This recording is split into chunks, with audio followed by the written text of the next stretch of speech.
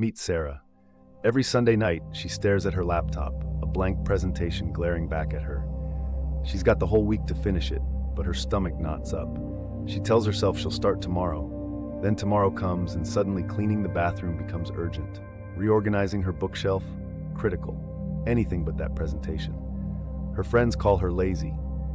Sarah calls herself lazy. But here's what Sarah doesn't know. She's not lazy at all. She's terrified. This is Chapter 1, Why You Really Procrastinate, and it's not what you think. For decades, we've been told procrastination is a character flaw, a discipline problem, a moral failing. But Neil Fiore's groundbreaking book, The Now Habit, reveals something radically different. Procrastination isn't about being lazy, it's about being afraid. Think about this. When was the last time you procrastinated on watching your favorite show? Or scrolling through social media? Or doing something you genuinely enjoy? Never, right? You don't procrastinate on those things because there's no fear attached to them. But that work project, that creative endeavor, that important conversation, those come loaded with fear. Fear of judgment, fear of failure, fear of not being good enough. And here's the kicker, fear of success too, because success means higher expectations next time. Let me give you a metaphor. Imagine you're standing at the edge of a high dive. The water below looks cold and far away. Your friends are watching. What if you belly flop? What if everyone laughs? So you stand there frozen, telling yourself you'll jump in a minute. Just one more minute. That's not laziness. That's your nervous system screaming, danger! Fiore discovered that procrastinators are often perfectionists in disguise. They set impossible standards, then procrastinate to avoid the crushing disappointment of not meeting them. It's a twisted form of self-protection. If you never really try, you never really fail, right? Here's the brutal truth. When Sarah finally starts that presentation at 11 p.m. the night before it's due, she's not being irresponsible. She's being strategic. The deadline pressure gives her the perfect excuse. Of course it's not perfect. I only had 3 hours. The time crunch becomes a shield against criticism. Fiore calls this the procrastinator's code. It goes like this. I must be perfect. This task defines my worth. I should have no limitations. And if I fail, I am a failure. With rules like these running in the background, no wonder your brain hits the panic button and sends you spiraling into avoidance. But there's something even deeper happening. Procrastination creates a familiar pattern of stress and last-minute heroics. It becomes an identity. I work best under pressure, we tell ourselves. But what we're really saying is, I need the adrenaline of panic to override my fear of judgment. Think about Sarah again. That Sunday night dread, it's not coming from the presentation itself. It's coming from her internal critic, the voice that whispers, what if it's not good enough? What if they see you're a fraud? What if you disappoint everyone? Procrastination becomes her only escape from that relentless voice. The beautiful irony? By procrastinating, Sarah creates the very criticism she fears. Her rushed work isn't her best work, confirming her worst beliefs about herself. It's a self-fulfilling prophecy, a hamster wheel of fear and avoidance. So if you've been beating yourself up for being lazy, stop, right now. You're not lazy, you're human. You're responding to psychological threats the same way your ancestors responded to physical ones, by trying to escape. The problem isn't your character. It's that your brain is using a Stone Age alarm system for a modern problem. The good news? Once you understand that procrastination is fear-based, not laziness-based, everything changes. You stop fighting yourself and start addressing the real issue, the perfectionism, the overwhelming expectations, the fear of criticism. In the chapters ahead, we'll dismantle these fears and rebuild a new relationship with your work. But for now, just sit with this truth. You are not lazy. You never were. And that changes everything. Let me tell you about Sarah. Every Sunday night, she'd sit at her laptop, staring at a blank document. She had a major presentation due Friday. 5 whole days away. Plenty of time, right? Monday morning, she'd wake up with a knot in her stomach, that presentation. But instead of working on it, she'd tell herself she worked better under pressure. She'd check emails, reorganize her desk, scroll through social media. By Monday night, guilt crept in. Why didn't I start today? Tuesday, the guilt was heavier. Now she felt stressed about the presentation and ashamed of wasting Monday. So what did she do? She avoided it even more.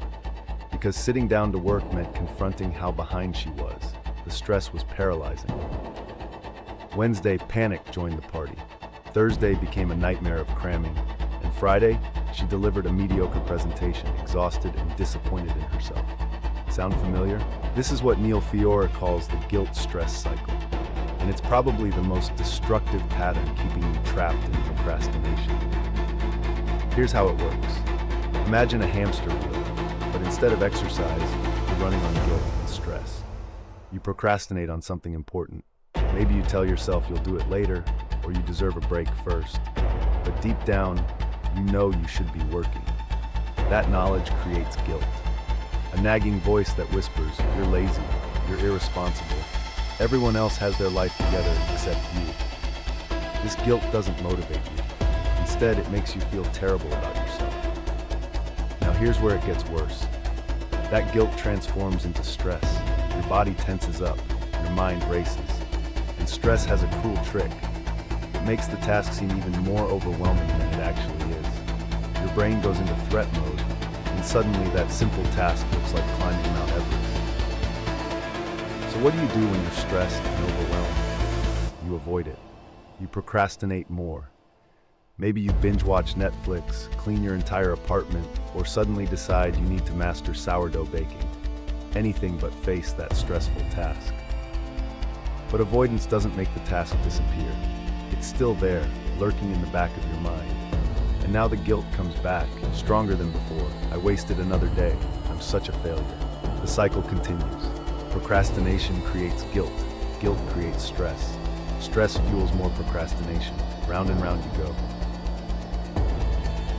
Fiore discovered something fascinating in his research.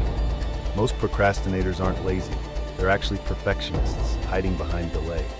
They're so afraid of not doing something perfectly that guilt and stress become their constant companions. The cycle becomes their comfort zone, as toxic as it is. The real tragedy? While you're stuck in this cycle, you're not even enjoying your free time.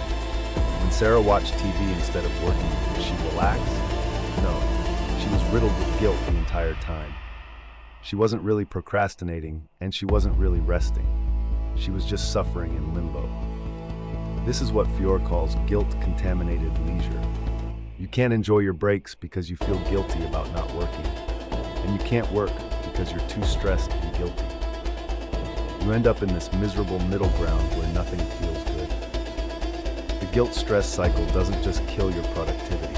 It destroys your self-esteem, your peace of mind, and your ability to experience genuine rest and play. But here's the good news. Once you recognize this cycle, you can break it. You can't shame yourself into productivity. Guilt is not a motivator, it's a trap. And stress doesn't make you perform better, it makes you freeze. Breaking free starts with understanding that this cycle is a pattern, not your identity. You're not broken, you're stuck in a loop that can be interrupted. In the next chapter, we'll explore exactly how to break this cycle and reclaim both your productivity and your peace. But for now, just notice it. When you catch yourself procrastinating, watch for the guilt that follows. When you feel that guilt, notice how it creates stress. And when you feel that stress, see how it pushes you back into avoidance. Awareness is the first step to freedom. Imagine Sarah, a graphic designer who starts every Monday the same way. She opens her planner, stares at the blank week ahead, and writes logo project 8 hours across Tuesday. Client presentation prep 6 hours on Wednesday, every minute accounted for, every hour assigned to productivity. By Tuesday afternoon, she's behind. By Wednesday, she's drowning in guilt. And by Friday, she's binge-watching Netflix until 2 a.m., feeling like a failure. Sound familiar? Here's the twist that Neil Fiore discovered. Sarah's system was designed to fail. Not because she lacked discipline, but because she was using her calendar as a whip instead of a friend. In Chapter 3 of The Now Habit, Fiore introduces something radical, something that sounds absolutely backwards to every productivity guru you've ever heard. He calls it the unscheduled. Here's how it works, and pay close attention because this will feel wrong at first. You start with a completely blank weekly calendar. But instead of filling it with work tasks, you do something revolutionary. You schedule your play first. Yes, you heard that right. Play first, work second. Fiore asks you to block out your non-negotiables: sleep, meals, exercise, time with loved ones, your morning coffee ritual, your evening walk, that yoga class you love. You protect these blocks like they're sacred. Because they are. Now here's where it gets interesting. You don't schedule the work you're going to do. Instead, you only record the work you've already done in 30-minute blocks after you complete it. Think of it like this. Traditional scheduling is like trying to fill a jar with rocks by cramming them in randomly. You schedule 8 hours of work and there's no room left for life. The jar breaks. You break. The unscheduled is different. Put the big rocks in first, the things that keep you thinking, healthy, and happy. Then you pour work around them like water finding its natural level. The jar doesn't overflow, it balances. But why does this work when everything we've been taught says it shouldn't? First, it eliminates the guilt trap. When Sarah scheduled 8-hour work blocks and only completed 4, she felt like a failure. But with the unscheduled, she starts from 0. Every 30 minutes of work she completes is a win, she records. She's building momentum, not drowning in deficit. Second, it removes the resentment that fuels procrastination. Remember, Fiore discovered that we often procrastinate not because we're lazy, but because we resent feeling controlled. When your calendar screams, "You must work now," your inner rebel says, "Watch me not." But when your calendar says, "You've protected 2 hours for that concert tonight," something shifts. You're not a slave to your work. You're a person with a life who also accomplishes things. That subtle shift, it's everything. Third, and this is crucial, it creates what Fiore calls guilt-free play. When Sarah takes that evening off, she's not stealing time from work. She's honoring a commitment she made to herself. There's no voice whispering, "You should be working." The guilt vanishes. And here's the beautiful paradox. When you give yourself permission to truly rest, when that rest is protected and guilt-free, you return to work refreshed. You work better. You work smarter. You often work more, but it doesn't feel like suffering. Let me give you the practical steps. Get a weekly calendar. Right now, before you schedule a single work task, block out your 8 hours of sleep each night, your meals, your exercise, your social commitments, your hobbies, your rest. Look at what's left. That's your available work time, not the fantasy 18-hour workday you've been guilting yourself about. Then, as you work throughout your week, record each 30-minute block you complete. Watch your calendar fill up with evidence of your productivity. Sarah tried this system. The first week felt wrong, almost rebellious. She scheduled her morning runs, her Tuesday dinner with friends, her Sunday painting time. But then something remarkable happened. When she sat down to work, she worked. No resentment, no guilt, no mental negotiations. At the end of the week, she looked at her unscheduled and saw 32 blocks of completed work. 16 hours, more than she'd accomplished in months of traditional scheduling. The unscheduled isn't about working less. It's about living more while working better. It's about building a life where work has its place but doesn't consume every space. So ask yourself, what if you've been scheduling backwards your entire life? What if the path to productivity runs straight through guilt-free play? Imagine waking up on a Monday morning. Your alarm screams at you, and the first thought that crashes into your mind is, I have to go to work. I have to respond to those emails. I have to finish that report. Feel that weight, that crushing pressure on your chest? That's not motivation. That's a prison you've built with your own words. The now habit teaches us something radical. The language we use to talk to ourselves isn't just communication, it's creation. We're literally programming our emotional responses with every have to and must and should we throw at ourselves. Let me tell you about Sarah, a graphic designer I know. Every morning she'd wake up and tell herself, I have to work on this client project. I have to meet this deadline. She felt suffocated, resentful, like a child being forced to eat vegetables. So what did she do? She procrastinated. She'd scroll social media, reorganize her desk, make her third cup of coffee, anything to escape that have-to prison. But here's what Sarah didn't realize. Nobody was forcing her. She wasn't a slave. She was actually making a choice. She just wasn't owning it. The moment she started saying, I choose to work on this project because I choose to get paid, or I choose to meet this deadline because I choose to maintain my reputation, everything shifted. Not the work itself, not the deadline, just the words. And suddenly, she had her power back. This isn't just positive thinking fluff. This is neurological warfare. When you say, I have to, your brain perceives a threat. It triggers your resistance reflex, the same one that made you rebel against your parents as a teenager. Your nervous system literally prepares for battle or escape. That's why you procrastinate. You're not lazy. You're trying to preserve your autonomy. But when you say, I choose to, even if you're choosing something difficult, your brain recognizes agency. You're the one in control. The threat disappears. The resistance melts away. Let's practice right now. Think of something you've been putting off. Maybe it's a work task. Maybe it's calling a difficult family member. Maybe it's going to the gym. Notice how you've been talking about it. I have to do this. I should do this. I must get this done. Now try this sentence structure. I choose to task because I choose to value or outcome. For example, I choose to exercise because I choose to feel energized. I choose to make that phone call because I choose to maintain important relationships. I choose to work on this project because I choose financial security. Feel the difference? With I choose to, you're connecting the task to your deeper values, to the life you're actively building. You're not a victim of circumstance. You're an architect of your existence. Now, here's the beautiful twist. Sometimes when you honestly apply this framework, you'll realize you don't choose to do something. And that's valuable information. If you can't honestly say, I choose to about a task, maybe you need to renegotiate that commitment, delegate it, or accept the consequences of not doing it.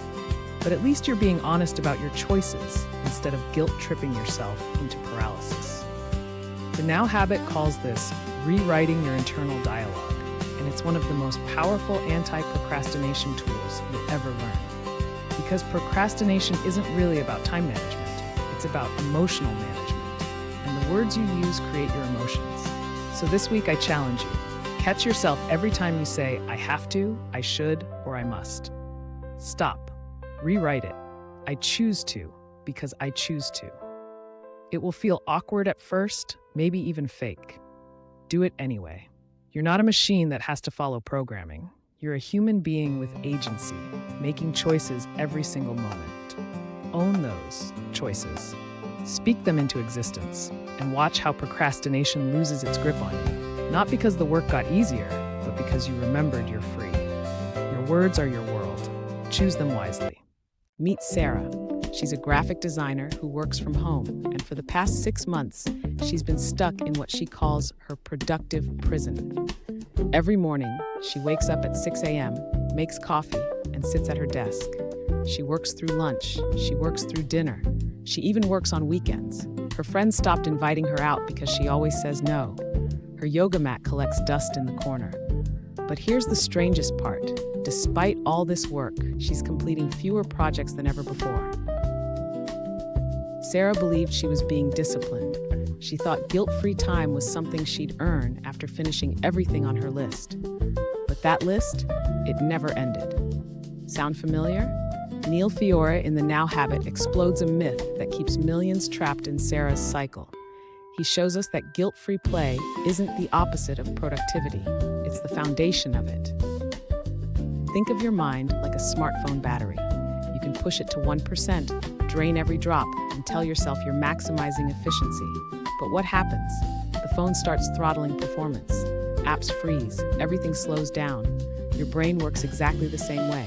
When you never allow yourself genuine, guilt-free rest, your cognitive battery doesn't just drain, it starts degrading. Your creativity stutters. Your decisions get worse. You procrastinate more, not less. This is Fiore's revolutionary insight. Most procrastination isn't caused by laziness. It's caused by burnout and resentment. When work becomes an endless, joyless marathon with no finish line, your unconscious mind rebels. It protects you the only way it knows how, by making you avoid the very work you're trying so hard to do. So what's the solution? Fiore introduces something radical. Schedule your play first. Not as a reward, not as something you'll do if there's time, as a non-negotiable appointment with yourself. Here's what this looked like for Sarah. She started blocking out Tuesday and Thursday evenings for her pottery class, Saturday mornings for hiking, Sunday afternoons for absolutely nothing, just reading novels and drinking tea. At first, the guilt was overwhelming. Her inner voice screamed, "You have 3 projects due. You're being irresponsible." But something magical happened after 2 weeks. When Sarah sat down at her desk on Wednesday morning, ideas flowed. Colors she'd been struggling to match suddenly clicked. Client feedback that frustrated her the week before now seemed simple to address. By week 4, she'd completed more work in 5 focused days than she'd accomplished in the previous month of 14-hour marathons. This isn't magic, it's neuroscience. When you engage in genuine play, activities you do purely for joy, with no productivity agenda, your brain enters what researchers call the default mode network. This is where insight happens, where connections form, where creativity lives.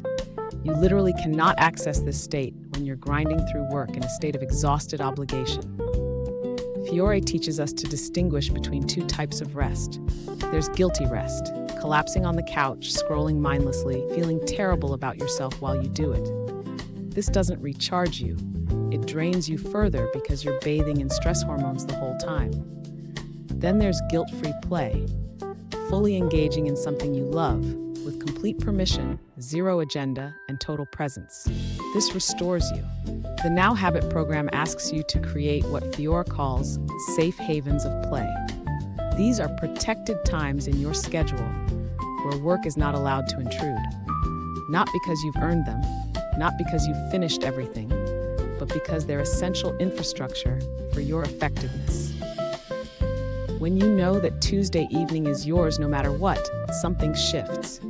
The work you do Monday afternoon becomes more focused because you're not working from a place of, "I'll never escape this." You're working from a place of, "I have this focused time, and then I have my life." Sarah discovered that her productive prison wasn't protecting her from failure. It was guaranteeing it. When she finally gave herself permission to play, to rest, to be fully human, her work didn't suffer. It soared. The question isn't whether you can afford guilt-free play. The question is, can you afford to keep working without it? Let me tell you about Sarah. She bought the Now Habit, highlighted half the book, nodded enthusiastically at every insight, and then did absolutely nothing with it. Sound familiar? Here's what Sarah didn't understand. Knowing about the Now Habit and actually living it are 2 completely different things. It's like knowing how to swim versus actually jumping in the water. Today we're jumping in, no more theory, just action. The Now Habit system works through what I call the 3 pillars of implementation. And if you skip even one of these, you'll end up exactly like Sarah, with a highlighted book and unchanged habits. Pillar 1, the unscheduled revolution. Here's where most people get it backwards. They schedule their work and hope to find time for life. The Now Habit flips this completely. Grab a weekly calendar right now. I'm serious. Pause this video if you need to. First, block out everything that's already committed. Sleep, meals, exercise, social commitments. These are non-negotiable. Now, here's the radical part. You don't schedule work. You only record it after you've completed at least 30 minutes of quality, uninterrupted work. You're literally building a reverse calendar that shows you where your life happens first and where productive work fits around it. Why does this work? Because it transforms your relationship with time from scarcity to abundance. You're not stealing from life to work. You're fitting work into an already full, guilt-free life. Pillar 2, the 30-minute sprint. Forget marathon work sessions. They're procrastination fuel. Instead, commit to just 30 minutes of focused work on your project. Set a timer. That's it. But here's the secret sauce. Before you start, you must schedule something pleasurable immediately after. A walk, your favorite coffee, 10 minutes of a show you love. This isn't laziness, it's strategic psychology. Your teaching your brain that work leads to reward, not endless drudgery. After 30 minutes, you stop, even if you want to continue. Record it on your unscheduled. You've just created positive momentum. Remember Sarah? When she finally tried this, she started with just one 30-minute block on her list. Just one. By week 3, she had completed more than in the previous 3 months. Not because she worked more hours, but because she actually started working. Pillar 3, the language shift. This is subtle but devastating if you ignore it. Listen to how you talk about your work. Are you saying, I have to write this report, or I choose to work on this report from 2 to 2:30? Every time you catch yourself saying, I have to, stop and rephrase, I choose to. Every time you say I should, replace it with I will or I won't. This isn't positive thinking nonsense. This is reclaiming your agency. Procrastinators feel like victims of their obligations. Producers recognize they're making choices. Now let's talk about your implementation for this week. Not next month, not when things calm down. This week, day 1, create your unscheduled. Fill in all committed time and pleasurable activities first. This takes 15 minutes maximum. Day 2, choose your most procrastinated project, not 5 projects. 1, schedule nothing, just identify it clearly. Day 3, your first 30-minute sprint, timer on, pleasurable activity scheduled right after, no exceptions. Days 4 through 7, one 30-minute sprint per day minimum. Record each one on your unscheduled. Watch the evidence of your productivity accumulate. Here's what Sarah discovered in her second month. She wasn't working more hours than before. She was working maybe 2 hours a day in focused sprints. But she was producing more, stressing less, and actually enjoying her evenings guilt-free because she could see the recorded proof of her productive work. The now habit isn't about becoming a productivity machine. It's about becoming a human who produces quality work without sacrificing quality life. It's about breaking the cycle where procrastination breeds guilt, guilt breeds anxiety, and anxiety breeds more procrastination. You don't need to overhaul your entire life tomorrow. You need to schedule 30 minutes, just 30 minutes. Not to change everything, but to prove to yourself that you can start. Because starting is the only thing procrastinators never do. Until they do. Your unschedule is waiting, your timer is ready. Your first guilt-free evening is just 30 minutes of focused work away. The system is simple. Implementation is everything. What will you record on your unscheduled today?